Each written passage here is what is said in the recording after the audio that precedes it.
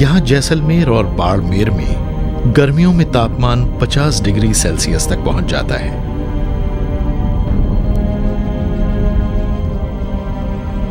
यहाँ मौजूद रेत के टीले जीवन विहीन और बंजर लग सकते हैं,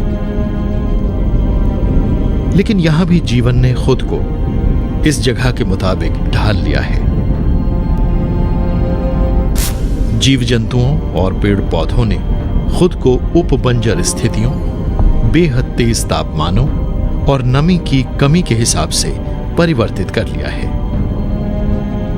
राजस्थान में पेड़ पौधों और जीव जंतुओं की कई दुर्लभ प्रजातियां भी मौजूद हैं।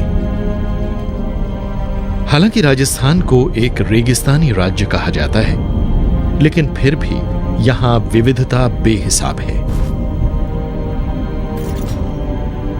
अरावली श्रृंखला दक्षिण पश्चिम से उत्तर पूर्व दिशा में फैली है और इस इलाके को 2 हिस्सों में बांटती है।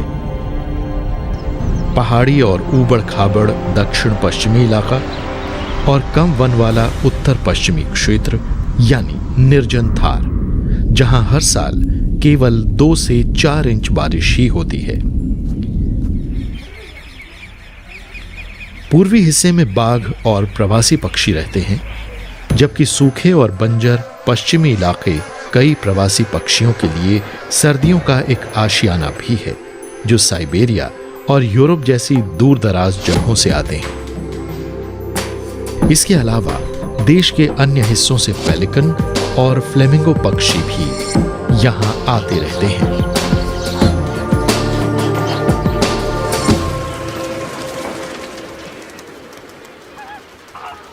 सांभर झील जयपुर से 100 किलोमीटर पश्चिम में स्थित है।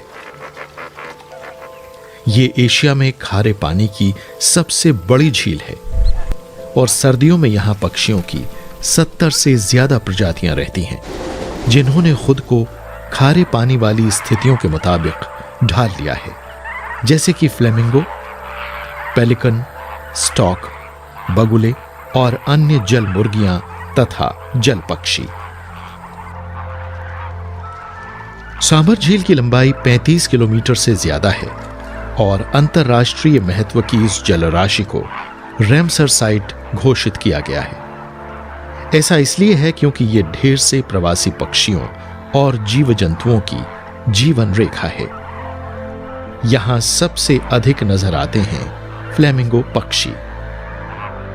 यहां एल्गी के खूब खिलने और पोषक तत्वों से भरपूर पानी के कारण सांभर लेक में ढेर सी गतिविधियां चलती रहती हैं। स्थानीय तौर पर फ्लेमिंगो को सुरखाब या फ्लेम बर्ड कहा जाता है और इन्हें अपना गुलाबी और किरमिजी रंग अपनी खारे पानी वाली खुराक में मौजूद बीटा कैरोटीन से मिलता है। जिस फ्लेमिंगो की जितनी बेहतर खुराक होती है, उसका रंग उतना ही गहरा होता जाता है। लेकिन हजारों पक्षियों के लिए एक नखलिस्तान होने के अलावा सांभर इस निर्जन और अनुत्पादक क्षेत्र में हजारों लोगों को रोजी रोटी और नियमित आमदनी का एक वहनीय स्रोत भी मुहैया कराती है।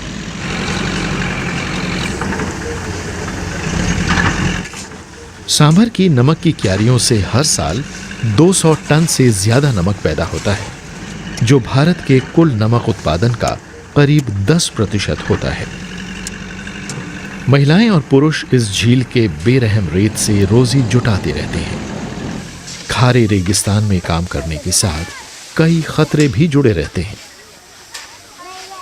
यहां के बहुत से मजदूर रंगों के बीच अंतर नहीं कर पाते। नमक से परावर्तित होने वाली तेज रोशनी को लंबे समय तक झेलने से उनकी आंखों के कोण और रॉड को नुकसान होता है।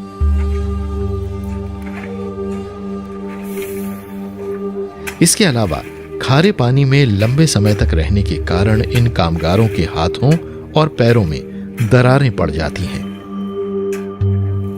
आज ये खारे पानी वाली झील खतरे से घिरी है। इंसानी गतिविधियों में वृद्धि होने के कारण इस खारी झील की प्राकृतिक प्रक्रिया बाधित हुई है, जिससे न केवल स्थानीय समुदायों की जिंदगी मुश्किल में पड़ती जा रही है, बल्कि साल के 6 महीने जो जगह प्रवासी पक्षियों के लिए एक सुरक्षित आशियाना हुआ करती थी, उसके लिए भी खतरा पैदा हो रहा है। सांबर झील दम तोड़ रही है, इसके किनारे सिकुड़ रहे हैं और यहां आहार की भी कमी होती जा रही है।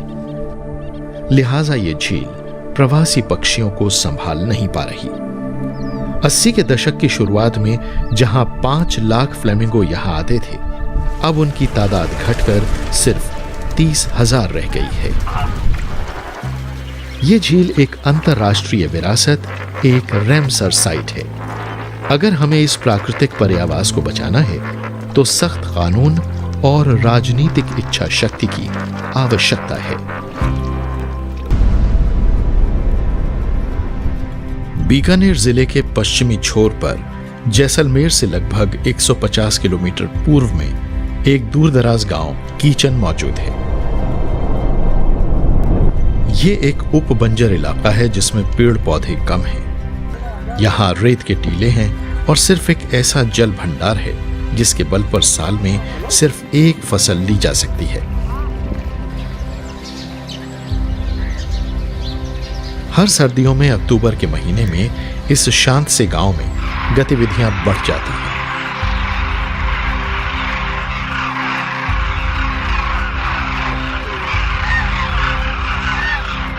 कीचन दरअसल खतरे से घिरी एक पक्षी प्रजाति डेमोइसल क्रेन का एक नियमित शीतकालीन आवास बन गया है।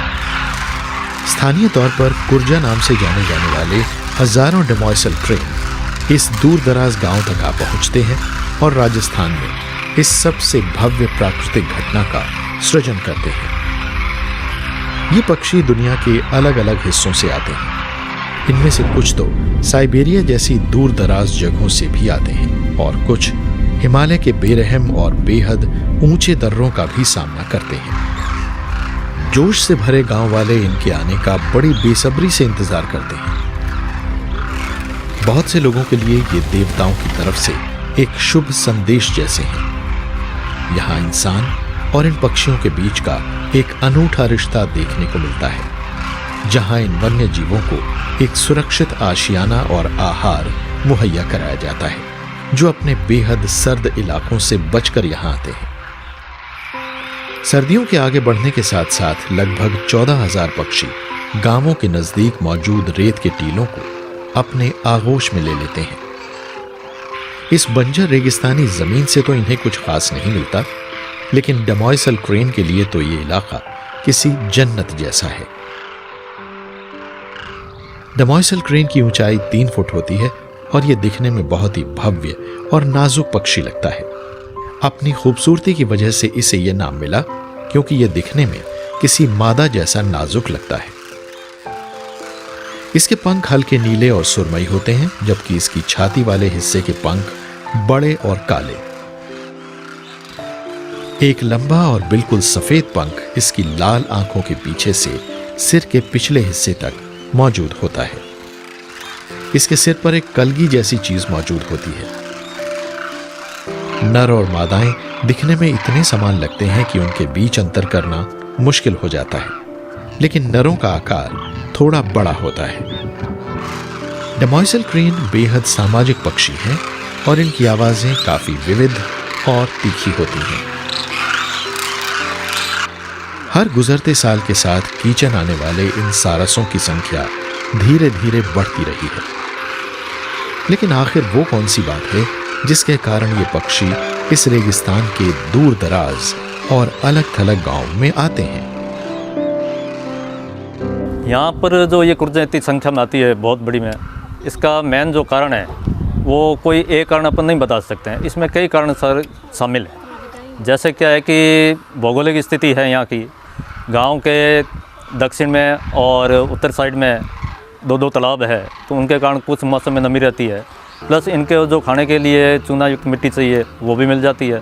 और सबसे अच्छी जो बात है, यहाँ के लोग इनके संरक्षण में बहुत विशेष ध्यान देते हैं।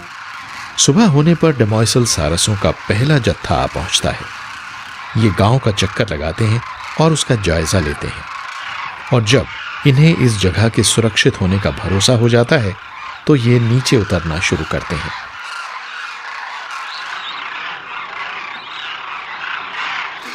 फिर हजारों की तादाद में ऐसे और पक्षी आने लगते हैं। हवा इनकी जोरदार और तीखी आवाजों से भर जाती है, लेकिन अब गांव वालों के लिए ये एक सामान्य बात हो गई है। डमॉइसल क्रेन का स्थानीय नाम कुर्ज या कुर्जा है। ये सारस यहां नियमित रूप से आते हैं और अब तो यहां के कई लोकगीतों और लोक गाथाओं में भी इन्हें जगह मिल गई है।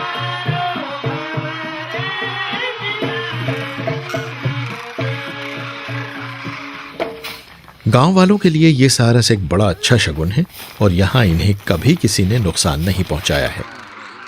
बाड़ वाले एक बाड़े में इन्हें चारा दिया जाता है, जहां ये कुत्तों, बिल्लियों और अन्य शिकारी जीवों से बचे रहते हैं। गांव वालों का पक्का विश्वास है कि प्रकृति ने उन्हें इन पक्षियों का संरक्षक बनाया है।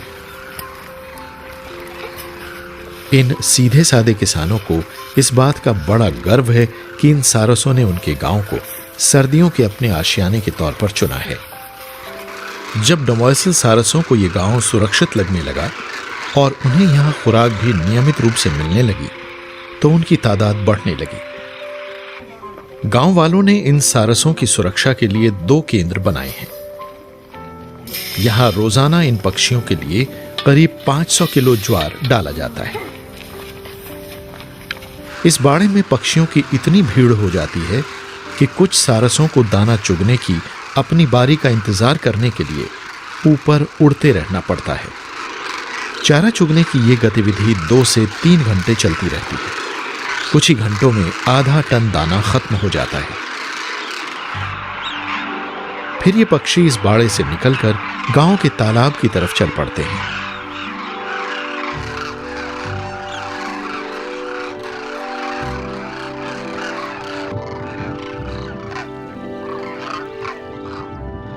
अपनी प्यास बुझ जाने के बाद ये आसपास के खेतों में चले जाते हैं और फिर अगले दिन दोबारा कीचन लौट आते हैं। यही सिलसिला करीब 5 महीने तक चलता रहता है। कीचन इंसान और जीवों के आपसी रिश्ते और संरक्षण से जुड़ी एक प्रेरक कहानी है। मार्च की शुरुआत में जब गर्मी आरंभ होने लगती है तो ये पक्षी यहां से जाने लगते हैं। गांव वाले रवाना होते इन सारसों को भरी आंखों से देखते रहते हैं और अगली सर्दियों में फिर से इनकी सुरक्षित वापसी का इंतजार करते हैं।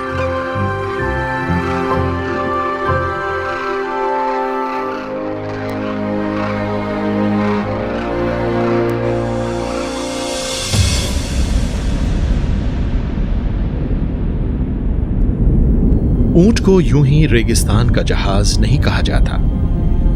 रेगिस्तान हमारे ग्रह की सबसे गर्म, सबसे सूखी और सबसे मुश्किल पर्यावरण प्रणालियां हैं।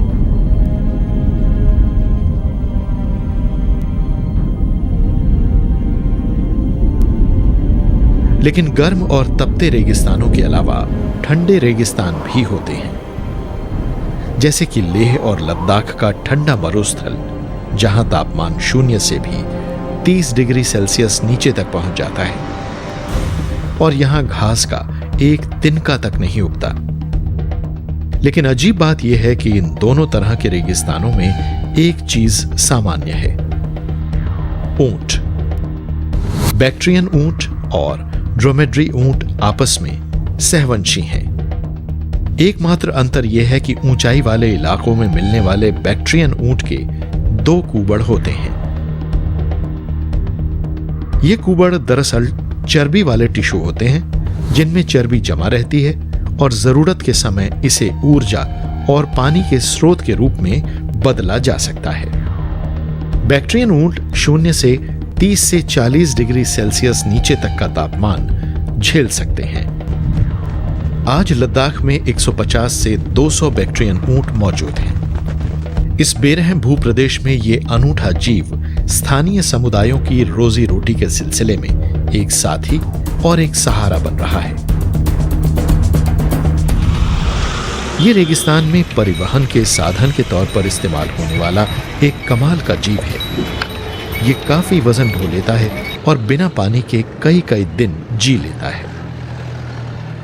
आज भी राजस्थान में ऊंटों के बड़े बड़े कारवां सफर करते रहने वाले समुदायों के घरेलू साजो सामान को ले जाते नजर आते हैं। कुदरत ने ऊंटों को रेगिस्तान में रहने के हिसाब से ही ढाला है और ये बड़ी आसानी से रेतीले अंधड़ों और उच्च तापमानों का सामना कर सकते हैं।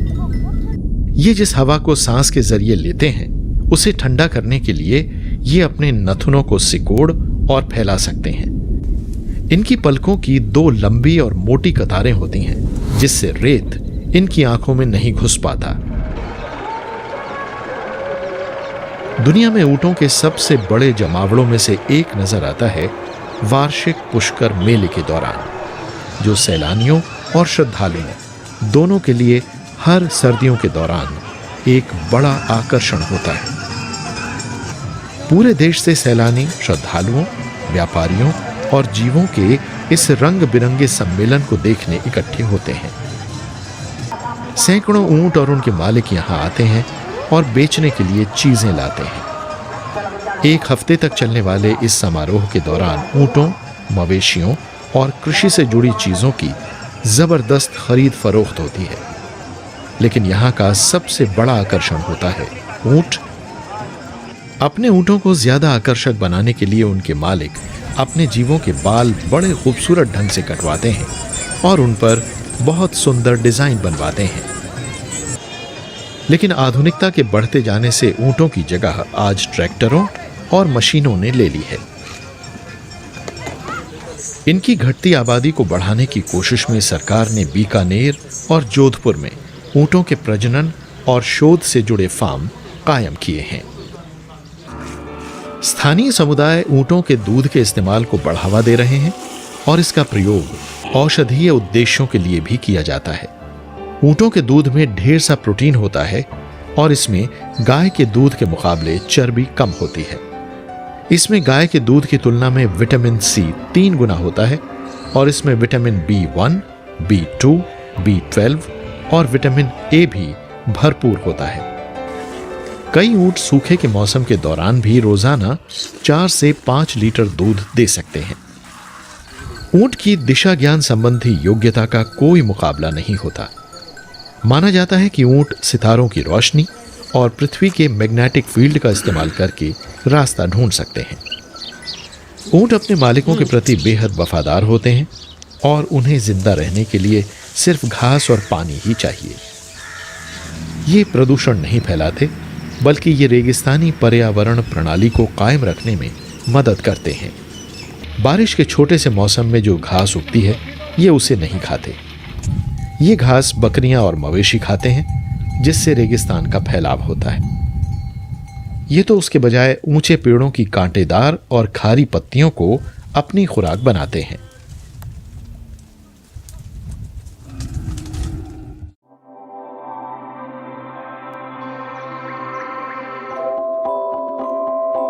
अगर ऊंट नहीं होंगे तो डंग बीटल भी खत्म हो जाएंगे, जो अपनी आबादी को बढ़ाने के लिए ऊंट के गोबर पर निर्भर करते हैं। डंग बीटल ऊंट के गोबर की गंध 3 किलोमीटर दूर तक से पा लेते हैं। ये जीव जीवनदायी नमी वाले इस गोबर में घर बनाते हैं। मेहनती डंग बीटल इस गोबर के छोटे छोटे गोले बनाते हैं और अपना हिस्सा पाने के लिए आपस में लड़ते भी हैं।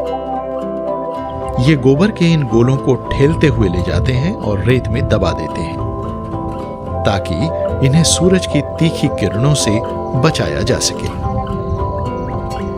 इस तरह बीटल और ऊंट का एक दूसरे पर निर्भर रहना जीवन की इस क्रियाशील आहार श्रृंखला का एक महत्वपूर्ण हिस्सा है।